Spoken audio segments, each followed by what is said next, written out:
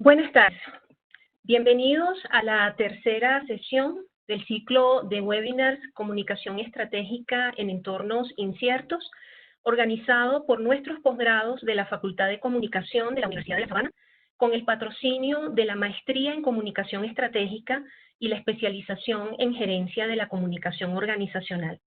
Nuestra gratitud para las personas que nos han acompañado durante las sesiones anteriores, del 14 y del 21 de mayo respectivamente, y por supuesto para las personas que se están incorporando hoy y que esperamos se queden con nosotros y nos acompañen en los próximos webinars, toda vez que, ya lo hemos dicho, hemos preparado estas conferencias con el firme propósito de abonar al diálogo y a la reflexión desde la comunicación a propósito de la coyuntura del COVID-19 y la visualización de los escenarios futuros, de los escenarios posibles. Y precisamente en el marco de esta suerte de ejercicio de visualización, sin que salga del encuadre el concepto de incertidumbre sobre el cual hemos estado hablando durante las últimas 2 semanas, surge un concepto asociado imprescindible para que podamos avanzar y no nos quedemos paralizados pese al temor frente a lo desconocido. Y es el concepto de cambio, una palabra que en no pocas ocasiones nos genera cierta incomodidad en lo personal y también en el caso de las organizaciones, porque implica salir de nuestra zona de confort, la mayoría de las veces con esfuerzo y con una gran resistencia. Y para asumir el cambio requerimos de capacidades analíticas que nos permitan procesar datos para traducirlos en información que podamos compartir con otros y generar esa acción que esperamos.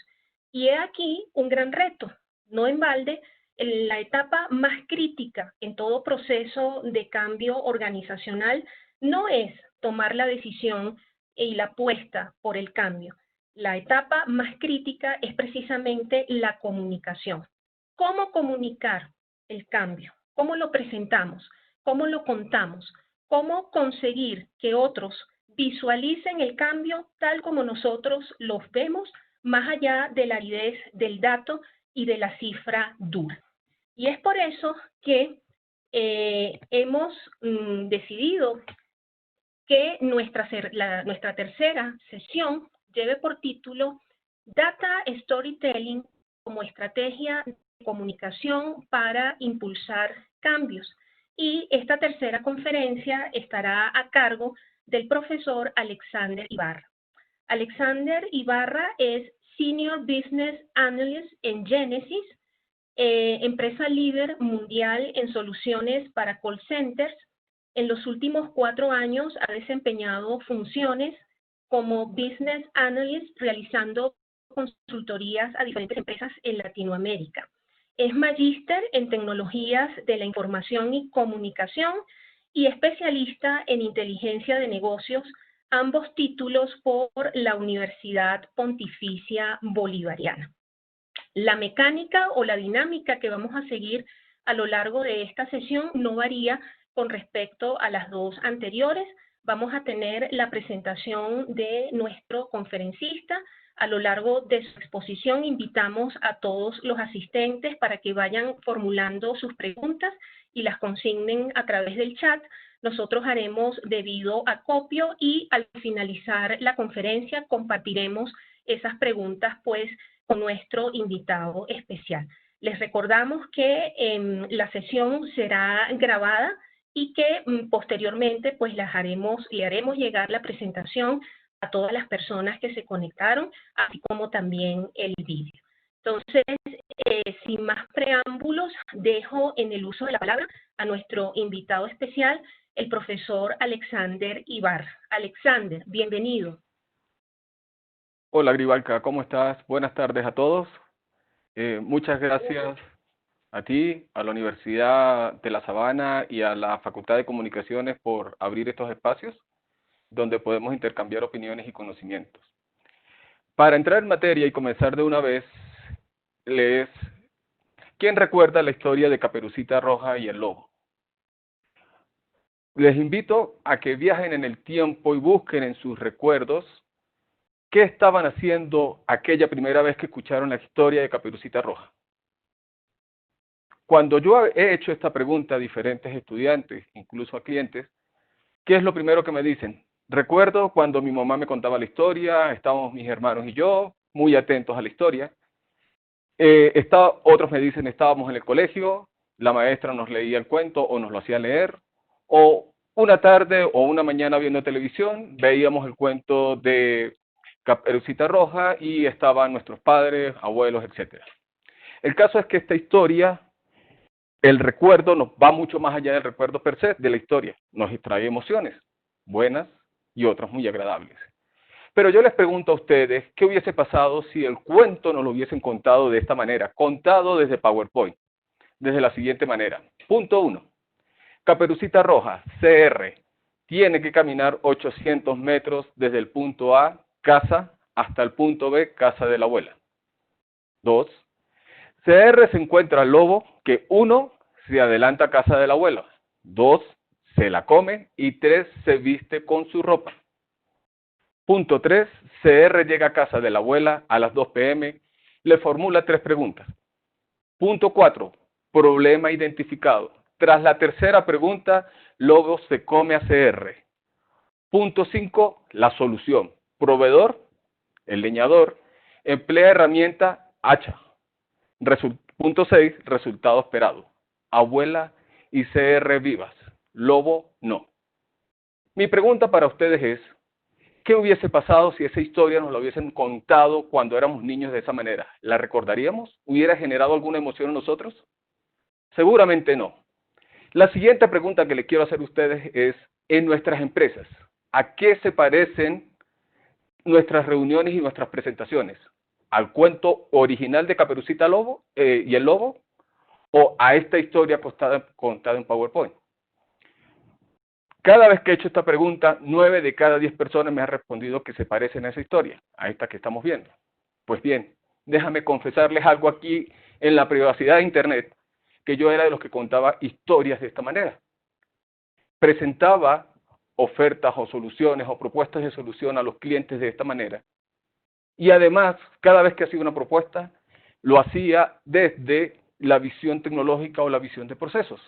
Hasta que un día tengo la oportunidad de participar en un proyecto de fusión de 2 grandes empresas de telecomunicaciones aquí en Colombia, en donde me pide que diseñe los procesos del call center que se requerían para manejar las llamadas de los clientes de la nueva empresa que formaba parte de la fusión. En ese momento, yo diseño los procesos, se los presento al gerente del call center y a su equipo, ellos me dan su visto bueno porque los procesos iban a manejar las llamadas de la forma que ellos querían o esperaban que se manejara, y además se iba a generar data que iba a ser muy fácil de analizar. Perfecto. El día antes de la puesta en producción, el gerente del call center me pide que capacite a su equipo, que le explique cómo son los nuevos procesos, qué tienen que hacer ellos, y perfecto, así lo hacemos una capacitación, dura 6 horas, yo explico cómo van a funcionar los nuevos procesos, qué es lo que tienen que hacer ellos, y respondo preguntas durante todo ese periodo. Viene la salida de producción, se ponen en producción, entran las llamadas de los nuevos clientes, todo se maneja perfectamente ese día. El día posterior a la salida a producción, hay que analizar los reportes, o los números que presentan los reportes, y nadie entendía los números eran incongruentes. Yo empiezo a analizar qué está pasando, e identifico que la gente no cambió su manera de trabajar, que la explicación que se dio durante esa capacitación no había servido de nada. Tenían procesos nuevos, se les había explicado, o yo les había explicado qué tenían que hacer, pero eso no fue suficiente. Imagínense este escenario, el call center va a 100 kilómetros por hora y el call center va manejando a ciegas. En ese momento se armó tanto alboroto que yo termino saliendo del proceso y me reemplaza otro compañero. Pero lo curioso del caso es que este compañero me llamaba constantemente ante cada hallazgo que él iba encontrando para que se lo ayudara a resolver. Una semana después, todo el mundo estaba feliz, el call center manejaba los procesos como se esperaba y la información era muy fácil de analizar. Y la pregunta que yo me hice a partir de ese día fue, ¿por qué las personas no cambiaron? ¿Qué más hizo falta? Pasa el tiempo, 3 años después, yo estoy finalizando mi maestría y cuando estoy haciendo la tesis, ese día me encontré con 2 hallazgos que me ayudaron a dar respuesta a esa pregunta. El primero, que en toda empresa existen 3 dimensiones, que son procesos, tecnología y personas, que los procesos tienen que estar alineados a los objetivos de la empresa, la tecnología debe ser capaz de automatizar esos procesos y las personas deben tener el conocimiento para gestionar los procesos y la tecnología. Y que cualquier cambio en uno de ellos puede impactar a esa fórmula, por lo tanto hay que volverla a alinear. Entonces yo me hice la pregunta en ese momento, ¿los procesos se alinearon a los objetivos de la empresa? Sí, yo lo hice. ¿La tecnología se adecuó para manejar esos procesos? Sí, mis compañeros que son unos expertos y magos en tecnología, lo hicieron. ¿Y las personas? Ups, 6 horas y no fue suficiente. ¿Qué más me hizo falta? Y ahí es donde entra el segundo hallazgo, que la cultura organizacional se impone al deber ser y que la cultura organizacional cambia cuando las personas comienzan a cambiar. Entonces, en ese momento ya tenía la respuesta y con esa lección aprendida y el conocimiento, en el 2017 participo en un proyecto en Argentina. El proyecto tenía las siguientes características. Era reemplazar la tecnología que ellos venían manejando por más de 5 años por una nueva tecnología y que se había concretado o estaba en proceso de fusionarse esa empresa que iba a ser comprada por otra. Es decir, y que a los pocos meses la fusión se concretaría. Es decir, que teníamos una probabilidad altísima de rechazo al cambio. Como les dije, ya la lección había sido aprendida, ya tenía un nuevo conocimiento y lo que hice fue encargarme primero de las personas, es decir, no encargarme, dedicarme directamente a trabajar con las personas. Durante 7 días continuos, algunos días fueron doble turno, trabajando con diferentes grupos de interés, expliqué con detalle qué hacía la herramienta que ellos tenían, cómo iba a trabajar la nueva, cuál era la diferencia, explicarles los conceptos, aclarar sus dudas, y ellos se empoderaron de los conceptos. En el momento que se empoderaron los conceptos, creamos mesas de trabajo, co-creamos y diseñamos sus procesos, y al final, pues digo, mis compañeros que son unos magos en tecnología, automatizaron esos procesos y los resultados fueron 100% exitosos, y los resumo brevemente con un extracto de un correo que mandó el gerente del área de Workforce. Y él nos dice lo siguiente: destaco que no hemos tenido puntos de dolor que se hayan generado por el cambio de la herramienta. La implementación fue muy fluida y prolija. No hubo inconvenientes. Y ahora, la pregunta que la pregunta y la respuesta a la cual quiero compartir con ustedes es, ¿qué pasó de diferente en el 2012 con respecto al 2017? ¿Cuáles fueron esas lecciones aprendidas? Durante mi proceso de investigación, que durante 3 años me hice la pregunta ¿por qué falló? ¿Por qué falló? ¿Por qué falló? Entre comillas, porque al final todo fue exitoso, pero la pregunta fue ¿por qué las personas no cambiaron? En las primeras de cambio, fue lo siguiente. Yo me dije, ¿cómo somos las personas? Si siento que le faltó o si sentí que le faltó algo a las personas, ¿cómo somos las personas? Entonces la primera pregunta que me hice fue, ¿las personas somos racionales o emocionales? Para responder a esa pregunta, hagamos este ejercicio. Cuando el primer hombre aparece sobre la tierra, tiene la necesidad de comer e inmediatamente se va a cazar. Estando en medio de la jungla, se le aparece este tigre dientes de sable. ¿Y qué creen ustedes que fue la pregunta que él se hizo? ¿O cuál creen ustedes que fue la pregunta que él se hizo? ¿Cuántos dientes tiene el tigre? ¿O el tigre me va a comer? Por supuesto, la segunda, ¿correcto? Entonces, teniendo este escenario, aprovechémoslo para hacer otro análisis. Cuando ese hombre estaba frente al tigre de dientes de sable, tenía 3 posibles opciones para actuar. La primera, quedarse a pelear con el tigre, pero si lo hacía, lo más seguro era que el tigre se lo iba a comer. Y si se lo comía, el hombre moría y no iba a poder contar esa experiencia. Segunda opción, el hombre se queda paralizado del miedo, el tigre se lo come el hombre muere y no puede contar su experiencia. La tercera opción fue correr por su vida.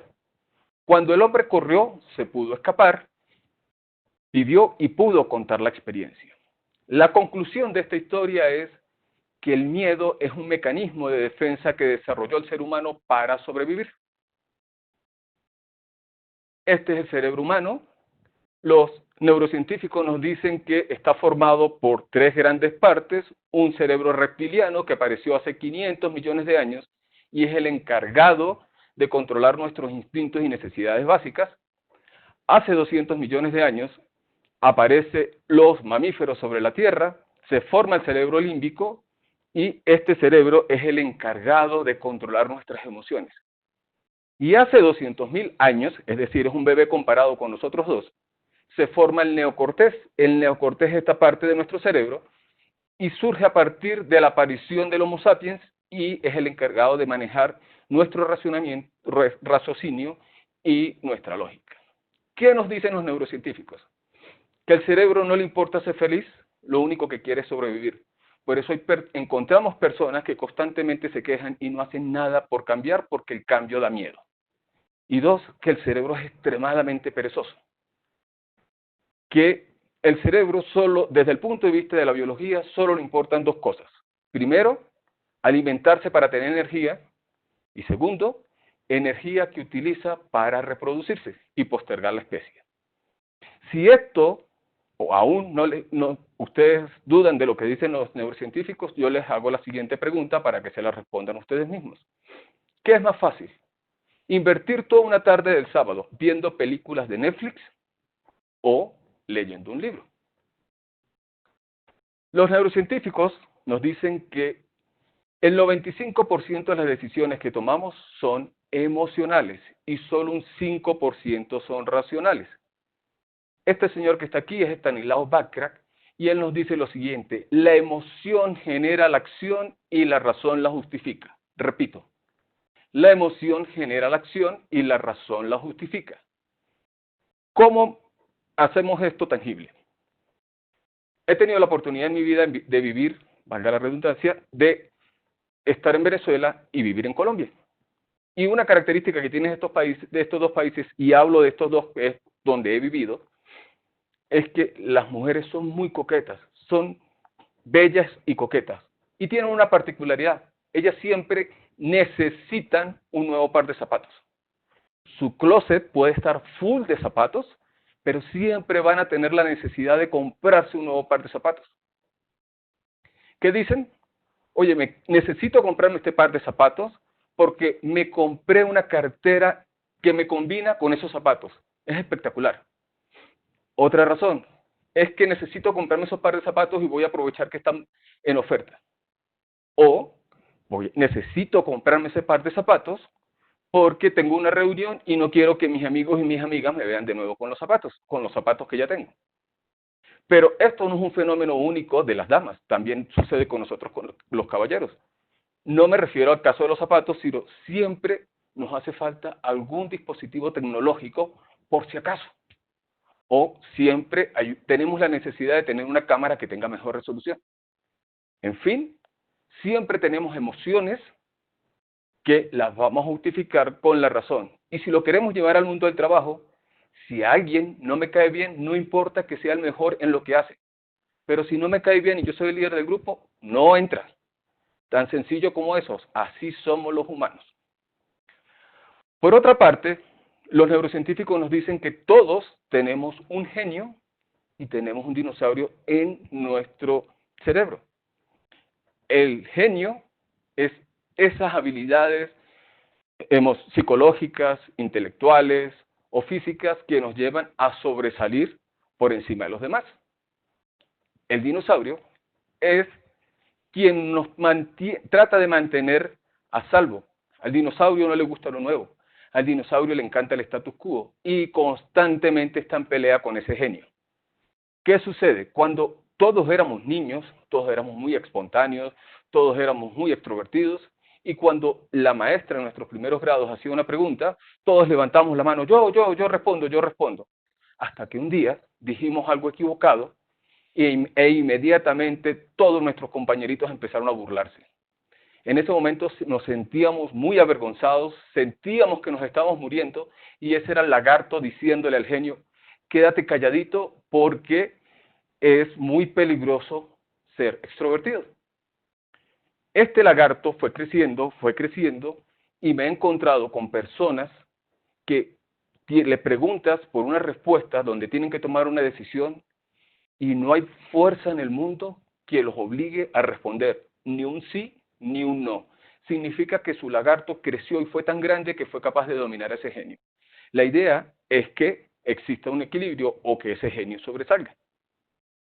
Otra cosa que me pregunté fue: ¿los seres humanos de verdad somos multitasking como nos lo ha hecho creer el entorno? Pues bien, los invito a que hagan el siguiente ejercicio. Ubiquen, como todos hoy estamos por videoconferencia, que agarren su teclado e identifiquen qué letras del abecedario o del alfabeto están formadas solo por líneas rectas como la A, la F, la H, la I, o qué letras están formadas por curvas como la B, la C, la D, etc. Por favor, háganlo. Un par de segundos para que lo realicen. ¿Ok? La pregunta aquí es: ¿cómo lo hicieron? Cada vez que les hago esta pregunta a las personas, ellos me dicen: bueno, agarré el teclado y lo observé. Y fue rápido, es decir, ok, tuviste que ir haciendo lecturas parciales para identificar las letras. Otros dicen: me lo imaginé y empecé a tomar las letras rápidamente. Eso fue tareas secuenciales. Si ese ejemplo aún no los convence, les planteo el siguiente ejercicio. Normalmente, cuando vamos constantemente, por ejemplo, hacia el trabajo, nos aprendemos una ruta y nos vamos en piloto automático. Llega un momento donde ya conocemos la ruta, nos ponemos nuestros audífonos, o si vamos manejando, ponemos la radio, y si hay una canción que nos gusta, nos la ponemos a cantar.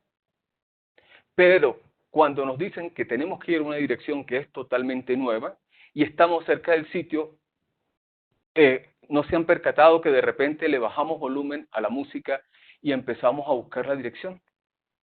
La razón de eso es porque nuestro cerebro, desde el punto de vista cognitivo, desde el punto de vista lógico, solo puede realizar una cosa a la vez. ¿Y por qué les comparto esto? Que no somos multitasking, porque cuando vamos a contar historias, que es lo que estamos, o la razón por la cual estamos aquí, significa que necesitamos el 100% de la atención de nuestra audiencia. Y ya vamos a ver por qué necesitamos esa atención. Y cuando la audiencia no se concentra o no nos sigue en nuestra conversación, puede ser por dos cosas: o porque está en esa reunión en contra de su voluntad, o porque no estamos transmitiendo el mensaje de manera correcta. Este señor es Chris Voss, y él nos comenta algo que me pareció muy interesante: que los seres humanos actuamos desde el miedo. Primero lo que buscamos solventar son nuestro miedo. Luego, solventado el miedo, solventamos nuestras necesidades. Resuelto el tema de las necesidades, actuamos en función de nuestras percepciones, y por último, nuestros deseos. Chris Voss también nos dice que los seres humanos lucharemos contra toda fuerza en el mundo con tal de no perder el control. Eso lo tenemos que tener muy claro.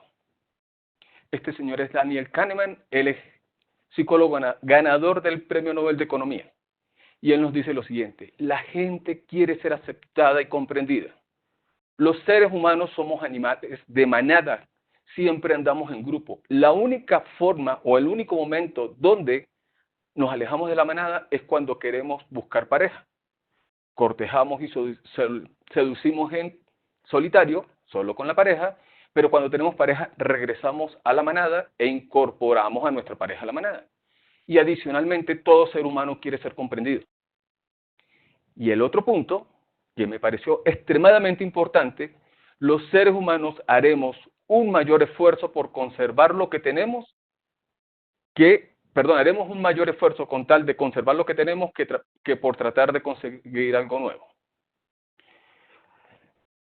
Señores, estamos en pleno siglo XXI, año 2020, donde la humanidad se siente orgullosa de la inteligencia artificial, de todos los adelantos tecnológicos que tenemos. Tanto es así que están a punto de inaugurarse los primeros viajes para hacer turismo espacial.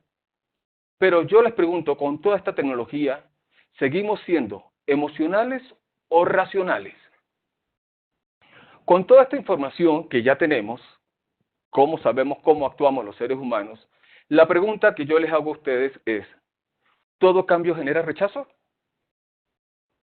Ok. Cada vez que hago esta pregunta, obtengo en 9 de cada 10 respuestas, obtengo que unos me dicen sí y otros me dicen depende. Ahora yo les hago a ustedes el siguiente planteamiento. Caso hipotético, aclaro, caso hipotético.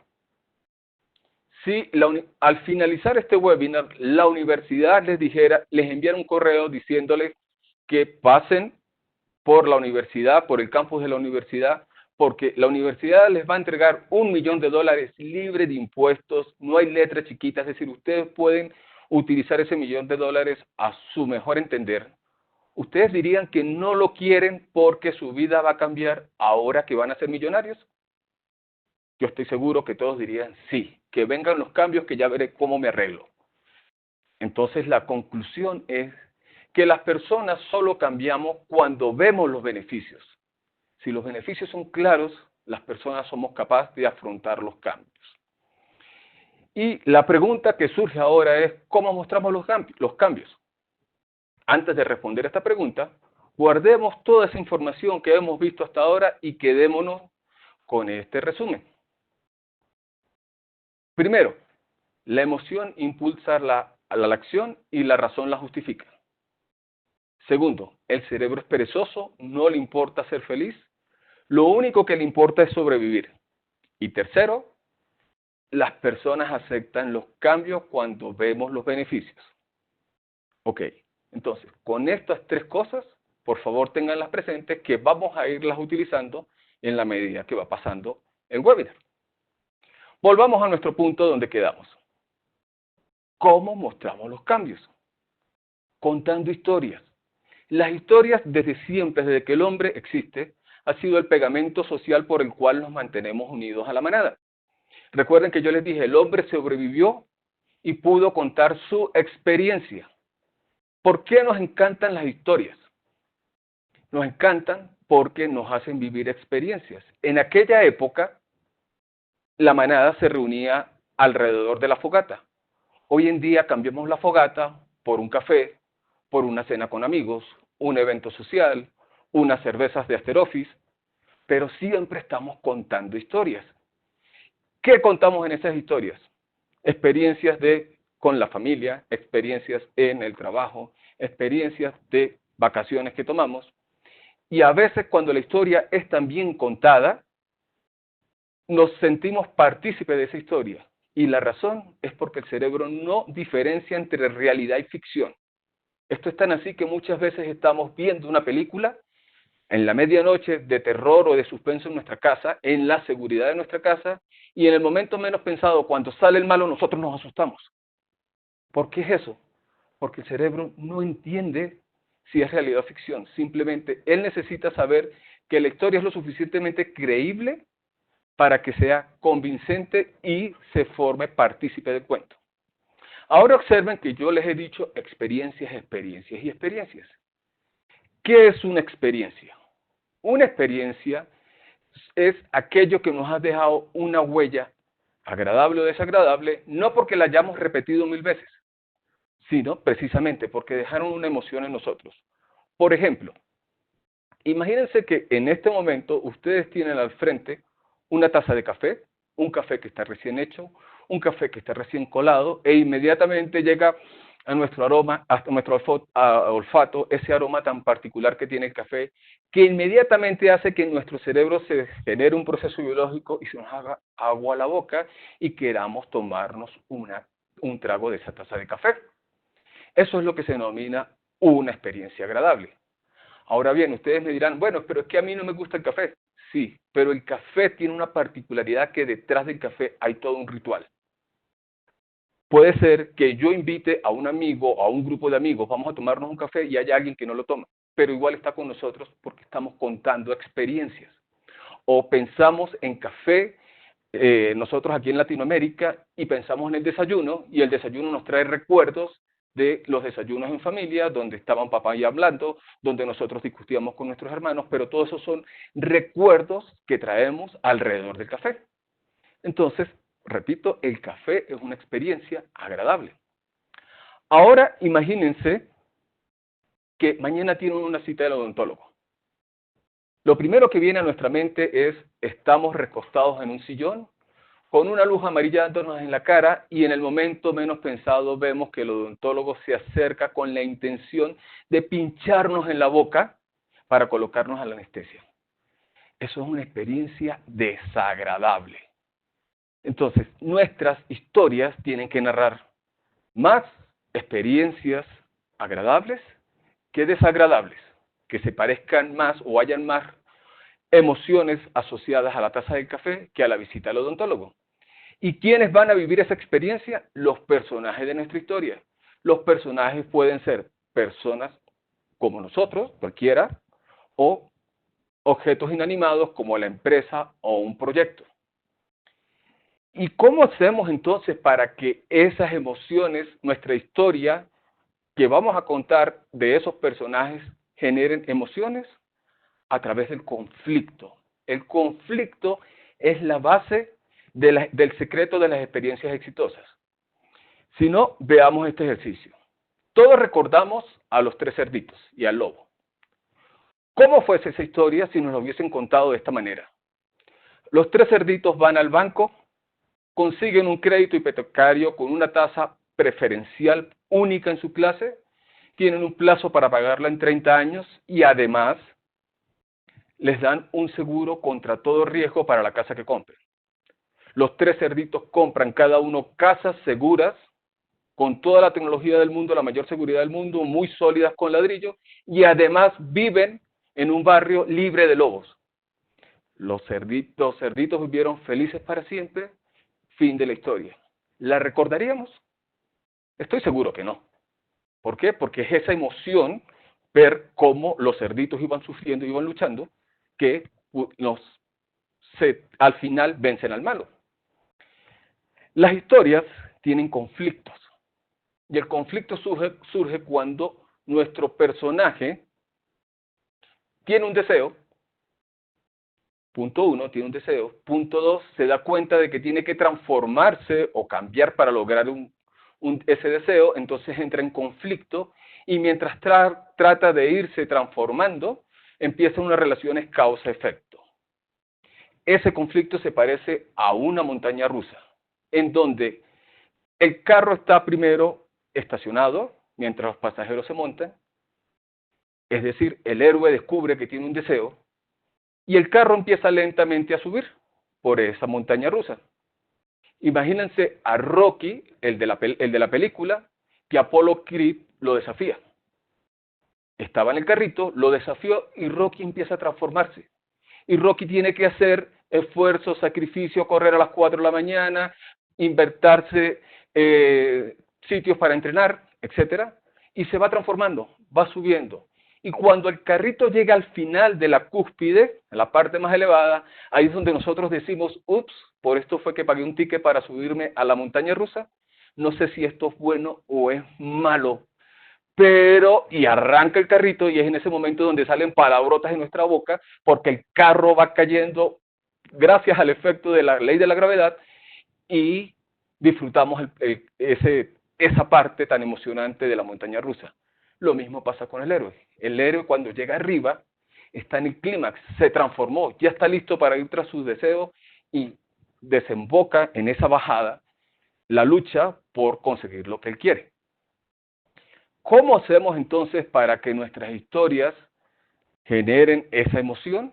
Tenemos que desarrollar historias exitosas. ¿Qué tenemos que hacer? Los hermanos Heath, que escribieron el libro Ideas que Pegan, ellos dicen que para que las historias sean exitosas deben ser contadas de forma simple, narrar hechos inesperados, deben ser concretas, deben ser creíbles, deben despertar emociones y deben ser narradas en forma de historia. Vamos a ver esto un poco más en detalle. Simple significa que tenemos que hablar como si le estuviéramos hablando de niños de 5 años. No debemos usar acrónimos, que eso cada día está más presente en nuestras organizaciones. No debemos utilizar adjetivos muy rebuscados o palabras muy complejas. Y sobre todo, utilicemos analogías y metáforas. ¿Por qué las analogías y las metáforas? Porque al cerebro le encanta aprender por asociación. Y las analogías y las metáforas tienen la particularidad de enseñar un nuevo concepto o un nuevo proceso a partir de algo ya conocido. Steve Jobs era un gran maestro utilizando las metáforas y el día que él tuvo que presentar el iPod, él dijo lo siguiente: 1000 canciones en un bolsillo. O el día que Intel presentó su procesador Dual Core, él dijo lo siguiente: el procesador es el cerebro del computador. Ahora tu computador va a tener 2 cerebros. Y otra razón por la cual tenemos que hablar simple es porque nuestro dinosaurio siempre está prestando atención si le interesa, si debe prestar atención o no a lo que está diciendo, o la que está escuchando o lo que está viendo. Porque si le parece muy complejo, se va para otro lado a hacer algo más divertido, y si le parece muy aburrido, igual se va para otro lado a hacer algo que más le interese. Ok, el otro punto que tenemos que hacer es narrar hechos inesperados. A nuestro dinosaurio, la única manera de mantenerlo tranquilo es generándole suspenso, intriga. Cuando él está en suspenso o intriga, esperando qué le van a contar, algo que le interese, es como tener un perrito esperando que le lancen una galletita en 2 paticas. ¿Por qué? Porque a todos nos encanta el suspenso. Muchos de nosotros nos ha pasado que tenemos una reunión y el tiempo lo tenemos muy corto y estamos viendo el desenlace de una serie o de una escena y nosotros empezamos 1 minuto, y podemos llegar tarde porque queremos ver ese desenlace. ¿Y por qué nos interesa el desenlace? Porque al cerebro le encanta el placer de saber cuál fue el resultado. Lo mismo pasa a nosotros cuando estamos en un proyecto. Podemos tener horas o días tratando de encontrar una solución.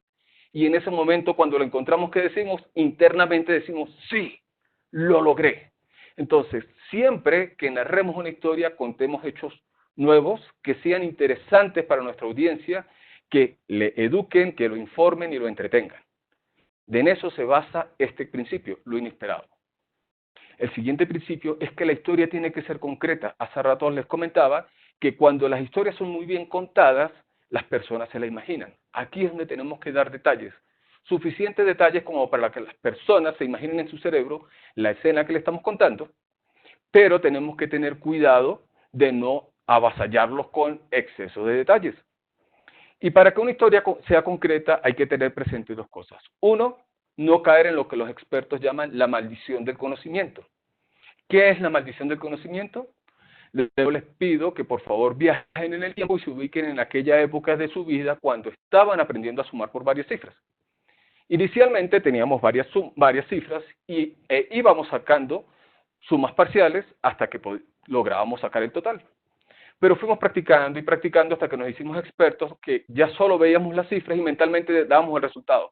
3.218, 23.219. Y nos hicimos expertos. Ya no necesitamos los detalles. Hoy en día, todos somos expertos en nuestros diferentes campos de trabajo. Y se nos olvida que nuestro interlocutor o la persona con que hablamos no necesariamente tiene el mismo nivel de detalle, y si lo tiene, no necesariamente tiene el contexto que tenemos nosotros, y obviamos esos detalles. Y cuando le comunicamos algo, la persona dice, ¿qué? Perdón, no te estoy entendiendo. Entonces, ahí es donde tenemos que dar detalles, ser concretos. Y el otro punto es que los números que forman parte de nuestras historias en las empresas son los más fríos y abstractos. Entonces, yo les comentaba hace rato que el cerebro aprende por asociación. Entonces, en lugar de decir que Pedro mide 2,10 metros, digamos que Pedro es tan alto que cada vez que tiene que pasar por una puerta, se tiene que agachar. Siguiente punto, la historia tiene que ser creíble. La credibilidad surge a partir de 3 elementos. Primero, la experiencia y el conocimiento de quien la cuenta. Segundo, que la historia debe tener suficientes hechos creíbles para que termine siendo convincente. Y tercero, los datos, que son los hechos que respaldarán nuestra historia. De los datos hablaré en unos minutos. Emociones. Hemos hablado de que los seres humanos somos emocionales, que nuestro lagarto puede ir o venir y que de acuerdo a lo que nos dice Chris Voss y lo que nos dice nuestro psicólogo Kahneman, todo tiene que ver con emoción. Entonces nuestras historias tienen que generar empatía. ¿Ok? Normalmente, en muchas historias, ha sucedido que nos identificamos con algún personaje. Y con ese personaje decimos, ah, eso me está pasando a mí. Ah, no lo había realizado desde ese punto de vista. O lloramos en medio de una película. O sentimos, expresamos una risa de satisfacción porque el héroe logró superar la adversidad. Pero eso es porque despertó emociones. Entonces, nuestras historias tienen que ser empáticas. Y aquí hago un paréntesis. No podemos confundir simpatía con empatía. Simpatía es estar de acuerdo con los principios y valores de otra persona. Por eso los partidos políticos tienen simpatizantes. Empatía consiste en prestarle atención a otro ser humano, preguntarle cómo está y comprometerse a entender su mundo. En el momento que eso sucede, el otro nos ve como un espejo. Y eso hace maravillas en las relaciones humanas. Entonces, ya teniendo claros estos 5 puntos, ahora necesitamos contar nuestra historia, narrarla en forma de historia, nuestro cuento. ¿Qué tenemos que hacer? Agarrar todos esos elementos y ya estamos listos para contar una historia. Ahora, hablemos de los datos, hablemos de los hechos, que es la otra parte de la historia que le va a dar credibilidad a nuestra historia. Pero antes, así como hicimos con las personas, guardemos todo esto que hemos visto hasta ahora y hagamos un pequeño resumen. Las historias le tienen que hablar al corazón y al cerebro de las personas. 2, el conflicto es el corazón de las historias. Y por último, las historias deben entretener, informar y educar. Perfecto, ya llevamos 2. Vamos a ir armando poco a poco este rompecabezas. Los datos, los hechos. Los únicos datos y hechos en las empresas que nos interesan son los KPI y son los que le van a dar credibilidad a nuestra historia dentro de las organizaciones. Los KPI son los termómetros de los negocios o de las empresas. ¿Por qué razón? Porque están midiendo la temperatura. ¿Y a qué me refiero con temperatura? Están midiendo si estamos logrando o no estamos alcanzando el objetivo o la meta que nos hemos planteado o que nos plantearon. Cuando una persona tiene 38.5 grados, tiene fiebre y eso nos da cierto margen de acción para llevar la temperatura al punto normal, asumiendo que voy a poner como punto normal 37.5 grados. Pero cuando tiene 40 grados, el margen de acción es mínimo y los daños pueden ser irreversibles en una persona por tener temperatura corporal tan alta. En una empresa, los KPI se comportan de manera similar.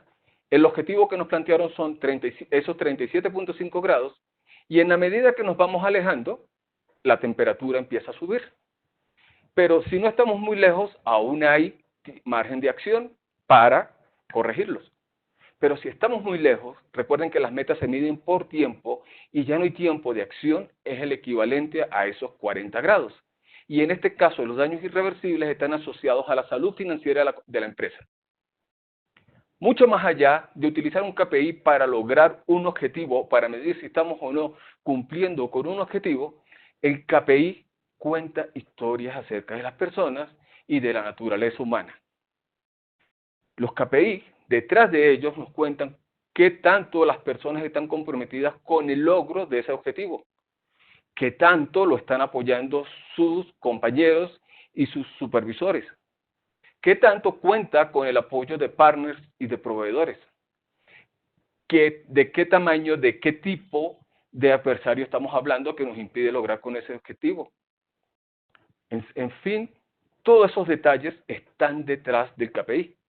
Y esas son las historias que le van a dar vida al número. Recuerden que yo les dije hace unos minutos, los números son fríos, son abstractos. Los números no le mueven la emoción a nadie. Pero si nosotros contamos la historia que está detrás del KPI, seguramente vamos a lograr mucho. Por tal razón, es importante que la persona que cuente el KPI conozca estos detalles, porque tiene que transmitir todas esas historias a la audiencia que nos está escuchando. Porque a lo largo de la historia, los hechos no han trascendido por sí solos porque fueron hechos. No, trascendieron porque alguien los contó, y los contó de una manera tal que fueron relevantes. Entonces, si vamos a contar historias de números y tienen que ser relevantes, entonces tenemos que ver cuál es la mejor manera de contar esas historias numéricas.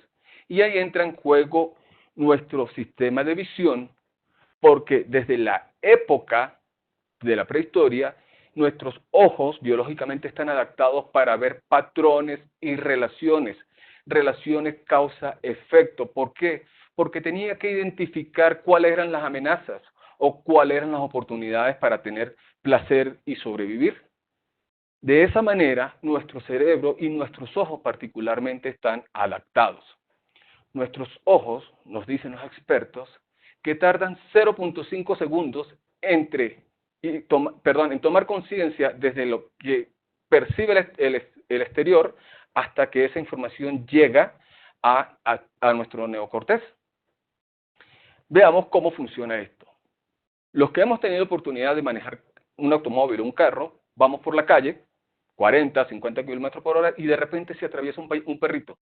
Inconscientemente pisamos el freno y tiramos el volantazo, y el perrito se salva. Pero, ¿qué sucediera si no tuviéramos que esperar a que la información llegara a nuestra parte racional? Entonces, vemos el perrito, pasan 0.5 segundos, llega a nuestro cerebro y nuestro cerebro nos dice, ok, quita el pie del acelerador, ahora pisa el freno y tira el volantazo. Seguramente muchos perritos ya no existieran, tristemente ya no existieran. Pero afortunadamente, nuestro sistema visual está conectado a nuestro lagarto, a nuestras emociones, y por eso actuamos instintivamente. Nuestros ojos son curiosos, están explorando el mundo constantemente. ¿Qué vemos? ¿Qué vemos? ¿Por qué? Porque es un mecanismo de supervivencia y recuerden, está buscando constantemente algo fuera de lo normal. Es por esa razón que muchas veces estamos en una conversación, alguien tiene el diente sucio y nuestros ojos inconscientemente siempre se van para allá. O si tiene un botón más abierto de lo debido, nuestros ojos se van para allá. ¿Por qué? Porque siempre biológicamente estamos programados para identificar amenazas y oportunidades. Y adicionalmente, lo que vemos lo interpretamos en función de nuestros conocimientos y de nuestro estado de ánimo. Y a eso se le denomina percepción visual. Y la percepción visual es la que nos permite a algunas personas identificar que hay una cara humana detrás de ese candelabro, y otras personas pueden ver que hay dos personas mirándose frente a frente detrás de un candelabro. Ahora los invito a que vean esa imagen. Por favor, tómense un tiempo para que vean esa imagen. La pregunta que les quiero hacer es, ¿quién de ustedes vio el delfín? Por favor, vuelvan a mirar la imagen. ¿Logran identificar el delfín? Ok, déjenme ayudarlos para aquellos que aún no lo han visto. Dame un segundo aquí para colocar el apuntador. Observen aquí, ¡ay, se me fue la mano! Aquí está el delfín, ¿lo ven? Aquí, en esta línea aquí abajo, la de arriba, ahí está el delfín.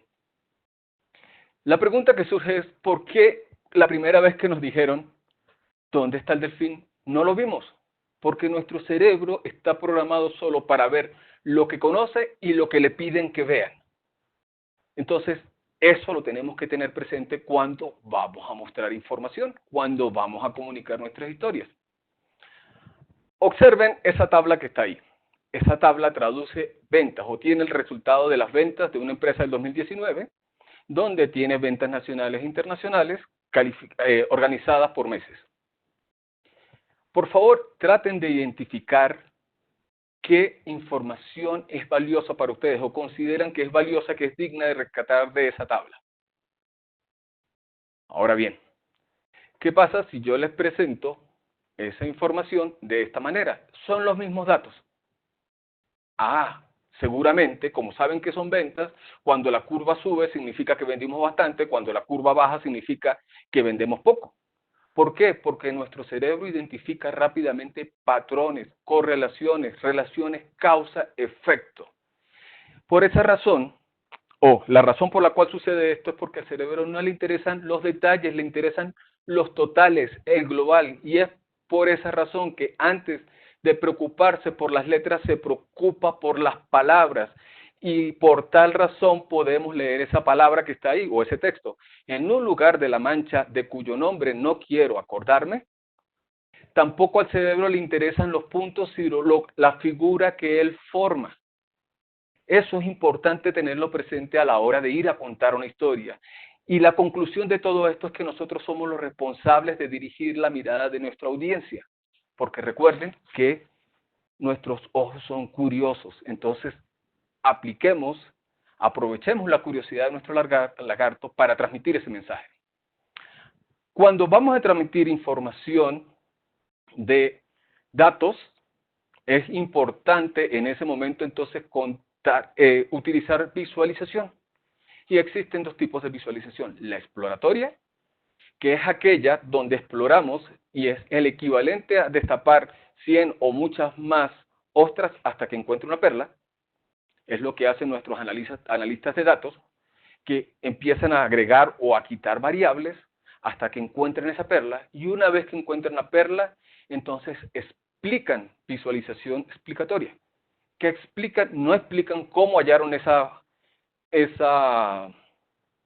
fórmula, cómo hallaron esa perla, y cómo hallan esa perla, sino explican cuál es el valor que tiene la perla para la organización. ¿Es una amenaza? ¿Es una oportunidad? Queremos generar emoción para que dispare la acción. Un gráfico tiene la particularidad de condensar mucha información en un espacio muy reducido. Un KPI presentado en un gráfico a través del tiempo nos narra las relaciones causa-efecto, nos narra el deseo que tiene la empresa, el conflicto que se arma la empresa para lograrlo y cuáles son esas relaciones causa-efecto que se van desempeñando. Es decir, se comporta como la montaña rusa. Entonces, esto nos lleva a pensar que la visualización de los gráficos tiene que ser tan sencilla como cuando vamos manejando a más de 100 kilómetros por una autopista, bajamos la mirada para observar nuestros tacómetros por un par de segundos y conocemos el estado de nuestro auto. Pero, ¿qué sucede cuando estamos contando historias? Esta parte muchas veces no la conocemos y creamos gráficos complejos. Y cuando creamos gráficos complejos, entonces, y estamos contando la historia, el lagarto de nuestros interlocutores inmediatamente se quedan observando esa visualización, y al quedarse viendo esa visualización, recuerde que no somos multitasking, nos pierden o nosotros perdemos a la audiencia. Y esa no es la idea. Y además tienen que hacer uso de su neocortés para entender qué tiene el gráfico. Lo ideal es que presentemos, en este caso, perdón, me regreso un segundo, en este caso era la entrevista de 3 candidatos donde analizaron 6 dimensiones. Presentemos el resultado total de las dimensiones fácilmente. ¿Quién fue el que obtuvo la mayor puntuación? Marcela Vélez. Y analicemos por detalle cada una de las dimensiones. Otro escenario que también suele presentarse es que cuando estamos presentando datos de manera visual, nos encanta presentar un gráfico de tortas, pero recuerden, aquí tenemos que ser como cuando se atravesó el perrito en la calle. ¿Cuál es la manera más rápida de presentar la información? En este caso era saber cuál era la persona que tenía mayor edad. Visualmente vemos rápidamente que es José, es la barra más larga, mientras que el otro no está tan claro. Muy seguramente ustedes me dirán, ok Alex, pero no estás haciendo trampa. Si nos colocara los números, las edades de las personas al lado de cada gráfico, seguramente lo identificaríamos más rápido. Pero observen si eso pasa o no. Visualmente, la barra sigue siendo un elemento que puedo identificar de manera muy rápida, mientras que del lado derecho, con el gráfico de torta, tengo que hacer uso de mi racionalidad, perdón, para identificar quién es el número mayor. Aunque sean milisegundos, tardo más. Y la idea es, recuerden que tenemos que guiar la mirada de nuestros interlocutores. Ahora bien, cuando estoy en proceso de diseño, la visualización como storytelling también me va a contar 3 actos. El primero, la acción. Inmediatamente le tiene que transmitir a la audiencia de qué se trata el gráfico. El rojo, la línea roja, hay una meta. E inmediatamente identifico quiénes la cumplieron y quiénes no. Y tenemos que despertar en la audiencia qué pasó. ¿Por qué el de arriba sí pudo y los 2 servicios de abajo no pudieron? Acto segundo, la emoción. Entonces, en ese momento identificamos quiénes somos nosotros. ¿Somos el de arriba o somos los servicios de abajo? Y si somos el servicio de abajo, empezamos a identificar esas relaciones causa-efecto. Y gracias a los colores, al grosor de las líneas y el tamaño, podemos identificarnos rápidamente cuál ha sido el desempeño. Y por último, entonces tenemos que generar la sensación. Y la sensación es mostrarle esa perla. ¿Por qué si nosotros éramos el servicio A o si somos el servicio A, qué pasó en ese pico? ¿Cuál es esa perla? Y en esa perla tenemos que decirle a ellos, despertarle la emoción, que es lo que ellos van a recordar. Es que pasamos por situaciones muy difíciles y en ese momento hicimos un esfuerzo extraordinario y logramos recuperar cartera de 10 millones de dólares. No sé, cualquier cosa que sea relevante para el negocio, ahí tenemos que guiar la visión de nuestros interlocutores y contarles esa perla. Veamos cómo sería entonces el storytelling de un gráfico. Esta historia que les voy a contar pertenece a un call center de Latinoamérica en donde capturé datos de un servicio, obviamente por privacidad de los datos y confidencialidad, no voy a mencionar ni los nombres de los datos ni la empresa, pero los números sí son reales. Y recopilé llamadas desde el 1 de marzo hasta el 22 de mayo, de un servicio llamado 123. ¿Qué encontramos? Encontramos, un segundo para activar de nuevo el mouse, perdón, arrow automático. Ok, encontramos que durante ese periodo tengo 2 millones de llamadas, que en el mes que mayor cantidad de llamadas recibí fue abril y que corresponden casi al 50% del volumen de llamadas que recibimos. ¿Qué fue lo más relevante que pasó durante esos 3 meses? En el mes de marzo, la cuarentena se inició a mediados de marzo, entre el 14 y 15 de marzo, pero curiosamente el volumen de llamadas más alto lo tuvimos el 30 de marzo. ¿Por qué? Porque ese fin de semana el gobierno decretó una excepción de pagos para una porción de la población y al siguiente día hábil del decreto empezaron a llamarnos los clientes para ver si cumplían o no con esos requisitos. ¿Qué fue lo más relevante en el mes de abril? ¡Wow! El 13 de abril recibimos casi el doble de la cantidad de las llamadas que se reciben en un día normal. ¿Qué pasó ese día?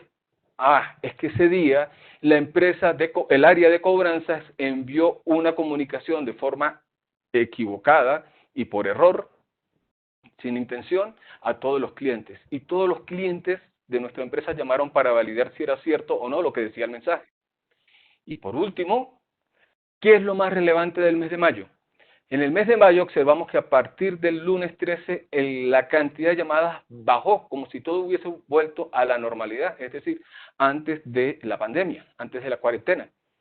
Pero hablando con nuestros amigos de TI, ellos identificaron que hay unos problemas a nivel de telecomunicaciones que impide recibir el mismo volumen de llamadas que recibimos constantemente.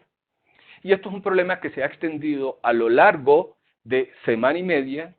Y señores, esto es preocupante, señores directores, señores gerentes, esto es preocupante porque necesitamos, si bien es cierto que los clientes nos llaman para que los apoyemos con servicios y ayudas, nosotros también hacemos llamadas para vender. Y todo ese servicio que está afectando también nos están afectando las ventas. Entonces, ¿qué rescato de este comportamiento que estamos viendo aquí? Uno, que hemos manejado muy bien, gracias a la logística que se diseñó para manejar esta coyuntura, toda esta pandemia, toda esta cuarentena, lo hemos hecho muy bien, pero tenemos que tener muy presente lo que nos está pasando a nivel de telecomunicaciones porque nos puede traer un daño muy serio a la organización y a la salud financiera de la misma. ¿Ok? Entonces, así utilizamos los datos para contar historias, para mover emociones. Ahora, vámonos con ese data storytelling a las empresas. Pero antes, hagamos una pausa otra vez y hagamos un resumen de los datos. Primero, los KPI son los termómetros de los negocios. Segundo, los gráficos cuentan la relación causa-efecto que hay detrás de los KPI. Y tercero, siempre nosotros, como contadores de historias dentro de las organizaciones, somos los responsables de guiar las miradas de nuestra audiencia. Es responsabilidad nuestra y contar esa perla. Ahora sí, volvamos al data storytelling de las empresas. Con toda la información que hemos recibido, unamos las piezas. Las personas somos emocionales y nos gustan las historias. Las historias deben entretener, informar y educar. Y debemos mostrar y contar la historia que existe detrás de los KPI. Recuerden que no queremos que nuestras historias se parezcan a la historia de Caperucita Roja contada desde el PowerPoint, sino queremos que se recuerde como nosotros recordamos ese cuento infantil. Pero ¿por qué queremos contar historias en las empresas? Porque las historias que vamos a contar se refieren a el manejo de oportunidades o de amenazas, es decir, eso está asociado a cambios dentro de la organización. Las organizaciones constantemente están evolucionando, son dinámicas y cambian porque surge una amenaza o surge una oportunidad producto del entorno o de la misma competencia. Todas las empresas venían transformándose poco a poco con aquello que hemos llamado la transformación digital. Algunas arrancaron muy bien, otras arrancaron muy timoratas, muy tímidas, y otras ni siquiera las habían pensado. Aparece el COVID-19 y todos, absolutamente todos, tuvimos que decretar un sentido de urgencia y empezar a cambiar. Cuando estamos en estos procesos de cambio, lo que tenemos que hacer es preparar a las personas para lograr el objetivo. ¿Y cómo preparamos a las personas? De la misma manera como preparamos a los atletas, o se preparan los atletas. Primero empiezan con ejercicios básicos y en la medida que van desarrollando su fortaleza y sus habilidades, empiezan a incrementar los niveles de exigencia. Cuando esos niveles de exigencia suben, entonces se unen al grupo, se forma un grupo completo y salen a competir para lograr ese objetivo. Como les comenté al principio, la idea es siempre preparar a las personas y hay que comenzar por las personas. Y las personas somos emocionales y tenemos dos tipos de emociones. Unas emociones externas y unas emociones profundas. Emociones externas, muchas veces nos ha pasado que estamos con personas y estamos hablando con ellos, no quiero, no puedo, no me interesa. Pero internamente no sabemos qué le está disparando esa emoción. Puede ser un tigre de dientes de sable que tiene por jefe, que lo tiene amenazado, si te equivocas, vas a pagar las consecuencias. Porque en Latinoamérica, la cultura organizacional es poco tolerable a los tropiezos. Y estos tigres de dientes de sable son felices exhibiendo cuando alguien se equivoca para mostrarlo como ejemplo ante los demás. Y este tipo de liderazgo creen que si las personas si las personas cuando estamos frente a un problema lo analizamos y pensamos, cambiamos. Nada más lejos de la verdad, porque las personas tenemos que ver cuando vemos, sentimos y cuando sentimos, actuamos. No es lo mismo que te cuenten que hubo un accidente ayer en la autopista donde hubo víctimas fatales a que tú presencies el accidente. Perfecto. Ya entonces sabemos por qué las empresas tienen que cambiar o por qué cambian. Ya sabemos cómo armar una historia, cómo presentar los datos. Ahora que nos queda crear la historia en nuestra organización. Esa historia que queremos contar. ¿Qué es lo que tenemos que hacer? Ponernos un traje de detective y tenemos que investigar. ¿Qué tenemos que investigar? El objetivo que se propuso la empresa. ¿Cuáles son las áreas de la organización que van a interactuar de manera directa o indirecta para el logro de ese objetivo?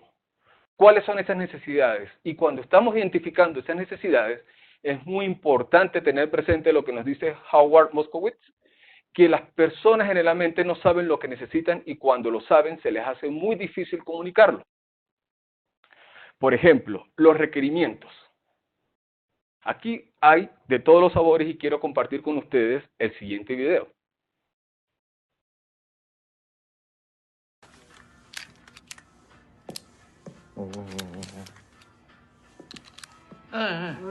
¡Eh!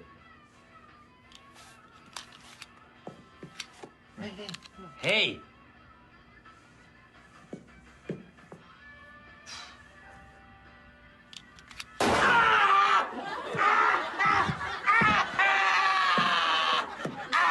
Esto pasa muchas veces con los requerimientos. Como tenemos problemas de comunicación, caemos en la maldición del conocimiento, no nos expresan correctamente los requerimientos que necesitamos. Entonces, terminamos entregando una solución o una propuesta que termina dándole un tiro en el pie al cliente. El siguiente escenario es, o el siguiente reto que tenemos cuando estamos en ese proceso de investigación, es que le preguntas al cliente qué es lo que necesitas y el cliente te responde, en lugar de responderte en función de su necesidad, te responde en función de lo que él cree que es la respuesta que requiere. Es decir, si yo fuera un arquitecto, el cliente en lugar de decirme, quiero una casa con estas características, que tenga piscina, que tenga 2 pisos o que tenga un jardín amplio, lo que me dice es, quiero que me hagas una casa con estas características. Y la pregunta que yo les hago al cliente es, ¿qué garantiza que eso que tú me estás pidiendo que te construya, que ni siquiera me estás dando la oportunidad de saber cuál es tu necesidad, va a satisfacer tu necesidad, valga la redundancia? Perfecto. Con estas cosas entonces tenemos que tener mucho cuidado para que nuestra historia cumpla con el papel que tiene que cumplir. Pero cuando comunicamos nuestras propuestas, nuestras alternativas de solución, tenemos que asegurarnos de poner en común a todos. ¿Y qué significa poner en común? Para explicarlo, déjenme mostrarles este video, que es todo lo contrario a no poner en común. Un segundo, por favor. ¡Chanfle! ¿Usted compró esta pelota? ¿Sí? Lo estafaron. ¿Por qué? Se la dieron agujerada. Sinceras. Estos hoyitos son para meter los dedos para poder... Bueno, digo, ¿que tú nunca has visto jugar boliche? No. Mira, voy a tratar de explicarte a ver si logras comprender algo.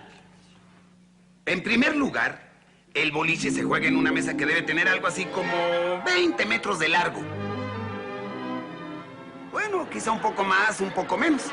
De todos modos, al final de la mesa hay 10 pinos. Y el objetivo del juego consiste simplemente en derribar esos pinos con la bola. O sea que gana el juego el que derriba más pinos. ¿Entendiste? Sí. ¿Sí? Fui para acá. Ahí se ve. Ok, como pueden ver, en esa escena, en ese video, se está explicando un concepto y quien lo escucha está asumiendo asumiendo bajo sus conceptos, su criterio, la interpretación que le está dando el otro. Eso pasa muchas veces cuando estamos contando nuestra historia. Asumimos que el otro entiende de qué le estamos hablando. Entonces, eso no es poner en común. Y como pueden ver, los resultados pueden ser totalmente diferentes. ¿Por qué tenemos que tener cuidado con todo esto de la comunicación, los sentimientos de las personas, al momento de hacer el levantamiento de información o conocer sus necesidades? Porque si bien es cierto que la adversidad por la cual está pasando la empresa o ese punto que desea superar para trascender es el adversario, nuestras propuestas, nuestras soluciones van a ser el superhéroe. Pero si no tenemos cuidado en esa fase de investigación, como los requerimientos, lo que puede suceder es que a nuestro superhéroe quede sometido al escarnio público y al final aparezca un titular como este: enemigo derrota al superhéroe. Entonces, señores, todo esto es muy importante y en esta fase de requerimientos entra en juego cómo nos comportamos las personas y tenemos que entenderlo. ¿Ok? Ahora bien, ya preparamos todo, ya tenemos listo para armar nuestra historia. ¿Qué deben contar nuestras historias? Nuestras historias deben contar a la audiencia por qué tenemos que cambiar, qué generó el cambio, qué cambia, los procesos, la tecnología o las personas. ¿Cómo debemos cambiar? ¿Cómo son los nuevos procesos? ¿Cuándo comienzan los cambios? dónde comienzan los cambios y en qué orden se van a ir ejecutando. Y sobre todo, tenemos que mostrarles los beneficios a las personas. Las personas recuerden que vamos a cambiar si vemos los beneficios, y ahí es donde entra en juego nuestra historia y la visualización de los datos. Y las historias tienen la particularidad que nos dicen qué viene primero y qué viene después. La audiencia compara la historia con su realidad y establece pros y contras. Estimula la curiosidad e ilustra la acción a seguir, mostrando cuáles son las relaciones causa-efecto en los escenarios presentados. Los datos dan credibilidad y refuerzan visualmente la historia narrada. Y sobre todo, esto es muy importante, persuade de forma indirecta. Las historias sugieren, no cuestionan las ideas y conceptos de los líderes o la audiencia. Ese es el verdadero poder que tienen las historias. ¿Y cómo sabremos que la historia cumplió su objetivo? Porque termina siendo un llamado a la acción. ¿Qué tipo de llamado a la acción es? Vamos a hacer una reunión más pequeña para aclarar ciertos términos técnicos de la propuesta. Vamos a hacer una prueba piloto. Vamos a usar casos de uso para aterrizar esa propuesta que nos están haciendo, etc. Ya para finalizar, si una historia es contada y respaldada por gráficos de forma correcta, le hablará al corazón y al cerebro de la audiencia. Data Storytelling es una excelente estrategia de comunicación para persuadir y promover cambios. En otras palabras, toda esta historia que está aquí se traduce en lo siguiente. Señores, cuando cantemos una historia, no vendamos el filete. Vendamos el aroma que despierta el filete al momento de cocinarlo. Muchas gracias.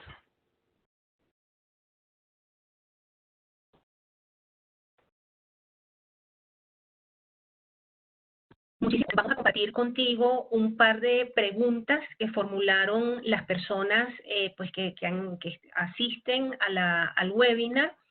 Tenemos dos preguntas acá para ti. La primera, ¿cómo formarnos, digamos como comunicadores, cómo podemos formarnos para ser contadores de historias corporativas? ¿Hay alguna metodología que pueda sugerirnos? Mira, que diga directamente cómo contar historias en las empresas o corporativas, aún no he encontrado la bibliografía de ese tipo. Todos te hablan de historias desde el punto de vista el arco narrativo, los tres actos del storytelling, pero mi sugerencia es agarren diferentes áreas del saber, todos somos expertos en cada área, cada uno, y adecúenlo. Observen cómo pueden encajar ese deseo de la organización, cómo se tiene que transformar la organización y sobre todo cuáles son esas relaciones causa-efectos que van a presentarse. Por ejemplo, por suerte he tenido la oportunidad de estar en varios procesos donde he tenido que introducir propuestas y cambiar la manera de pensar de muchas personas. Ok, tengo el conocimiento técnico, conozco los procesos, ya sé cómo actúan las personas, vamos a armar la historia. ¿Qué quiero contar? Y aquí hay un punto muy importante. Como las empresas normalmente cuentan historias al estilo PowerPoint, cuando estás en ese proceso de preparar la propuesta, te dicen, de hoy para mañana lo tienes que hacer. Las empresas están acostumbradas de que armar una presentación es colocar los bullets o las líneas del PowerPoint y leerlas y ya el otro se convenció.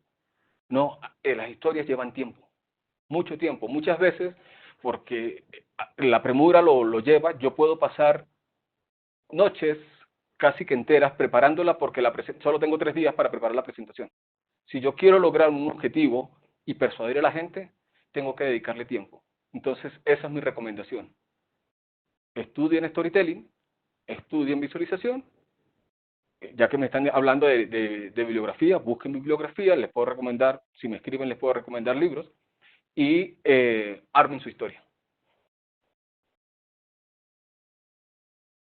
Vale. Sí. Otra pregunta acá, un poco con base en tu experiencia, que de hecho nos relataste al principio de la conferencia. Tenemos la siguiente pregunta. ¿Cómo crear sinergias para hacer gestión del cambio en una institución con usos y costumbres anquilosadas en donde los miembros no quieren hacer el mismo esfuerzo? Mira, una de las cosas que aprendí estudiando gestión del cambio es que lo primero que uno tiene que hacer es identificar dentro de la audiencia quién es un líder, pero no un líder porque lo impone el organigrama, sino gente porque le creen constantemente. Son esos líderes espontáneos de los grupos, o líderes que el grupo forma de manera implícita. Me funcionó muchísimo, me ha funcionado, siempre identifico a las personas e identifico cuál es su necesidad, e identifico cuáles podrían ser las posibles causas por las cuales él me pudiera decir que no a una propuesta. Y cuando estaba haciendo ese estudio, hago un paréntesis, entendí la canción de Ricardo Arjona que dice dime que no, que es un sí camuflajeado, y es que las personas, por aquello que nos decía Chris Voss, no queremos perder el control, no queremos perder lo que ya tenemos. Entonces, si me va a decir que no, es porque sea un no que no le interesa. Pero si es un no porque quiere conservar su status quo, yo inmediatamente le tengo que mostrar cuáles son sus beneficios. Si yo le logro mostrar cuáles son sus beneficios, todo el mundo quiere quitarse los dolores de cabeza. Todos tenemos compromisos, presiones, queremos que nuestro trabajo sea más fácil. Si yo le logro mostrar beneficios que vayan orientados hacia eso, esa persona empieza a creer porque nadie quiere rechazar algo que le va a traer un beneficio. E inmediatamente él se encarga de transmitir esa información a los demás. Eso me ha funcionado muchísimo en la práctica, y esa es mi sugerencia, que le digo a la persona que hizo la pregunta, que lo ponga en práctica. No es fácil, pero tampoco es imposible. Vale, muy bien. Tenemos acá otra pregunta. Dice, ¿cuánto es el tiempo máximo que sugieres para contar una historia antes de dar los resultados finales? Ok. No sé, el tiempo te lo define la audiencia y la agenda que te den, el espacio. Pero lo que debes hacer es, tienes que poner un contexto, tienes que poner quién es el villano y quién va a ser el superhéroe que va a resolver ese villano y cuáles son los beneficios que trae. En ese espacio de tiempo tienes que adaptar tu historia. Ok. Hay otra pregunta acá. Dice, ¿qué pasa con las brechas generacionales y hasta los tipos de público para procurar ser lo más certeros en la aplicación acción? Hablarle como si fuera un niño de 5 años y mostrar beneficios. Siempre, ese es el secreto. Todos somos humanos y todos nos comportamos de esa manera. Nadie quiere perder el control. Recuerden, el cerebro es perezoso. Hagámosle, mostrémosle los beneficios. Se lo voy a poner en términos muy prácticos. 2 ejercicios. Primero, nadie se casa con otra persona o vive en pareja para dividir los gastos de manutención. Entonces, la parte racional se va para el carrizo. Y 2, no hay nada más doloroso, no lo he vivido yo, porque soy hombre, pero la historia dice de la humanidad que no hay nada más doloroso que el parto de una mujer. Y no por eso las mujeres dejan de tener bebés, porque el beneficio y la alegría de tener bebés es mayor que el dolor. Eso somos los seres humanos. Los seres humanos no nos exponemos al cambio por el temor a lo que pueda pasar. Pero si le mostramos que el beneficio es mayor y la persona, y sobre todo se lo hacemos tangible, significa que la persona puede aceptar cambiar. Vale. Y vamos con esta última pregunta para cerrar. Dice, para convencer de los cambios que vienen post pandemia, si la historia de cambio no tiene un final feliz, se trata de un cambio drástico, ¿qué recomiendas? Wow, una pregunta muy abierta, muy subjetiva. Ya lo estamos viendo. O sea, ¿cuál sería el final feliz? Que desapareciera el virus y volviéramos a lo que conocíamos anteriormente. Es parte de ese ejercicio hipotético, de ese escenario hipotético. Si no sucede, ya nos estamos adaptando. Ya nos hemos ido adaptando y tendremos que irnos acostumbrando a que esta es nuestra nueva realidad. De hecho, estamos aquí en un webinar hablando y compartiendo experiencias y no podemos atarnos a algo que no pueda ser, que no sea una realidad. Es decir, esto es un anhelo, ese ejercicio hipotético, volver a la realidad es un anhelo, pero nadie nos garantiza de que volvamos. Si volvemos, perfecto, qué buenas lecciones aprendidas y tomaremos lo mejor que tenemos, pero si no, nadie lo garantiza. Entonces, con mayor razón tenemos que estar dispuestos a estar abiertos al cambio y sabiendo que nuestro dinosaurio es muy temeroso, pero tenemos un genio que es brillante, que ese genio es el que nos ha permitido aquí adaptarnos, explotemos, fortalezcamos más nuestra genialidad y tratemos de tener controlado el dinosaurio. El dinosaurio no va a desaparecer, tiene siglos viviendo biológicamente dentro de nuestro cerebro. Hagamos trabajos, han dado charlas de cómo enfrentar la crisis, el riesgo, etcétera. Pongamos en práctica todo eso que nos dicen los expertos en esa área para aprender a controlar a nuestro dinosaurio. Bien, tenemos una última pregunta. Con esta sí vamos a cerrar, Alex, ¿sí? Porque me parece muy importante. La pregunta es la siguiente. ¿Cómo podríamos entrenar líderes dentro de la organización haciendo uso del storytelling? Lo primero que hay que definir es el objetivo. ¿Qué tipo de líderes quieres y para qué los quieres? Si es para que lideren una organización, es el departamento, es para que sirvan como personas que impulsen los cambios. Hay que definir el objetivo y el alcance. Y en función de eso hay que trazar un mapa de ruta. Y dentro de ese mapa de ruta, entonces, ok, ya tú lo tienes claro, ahora si eres tú el que tienes que motivar a la gente que vas a formar como líder, teniendo claro cuáles son esos pasos que deben seguir, voy a utilizar los términos de marketing que haciendo investigación surgen del storytelling.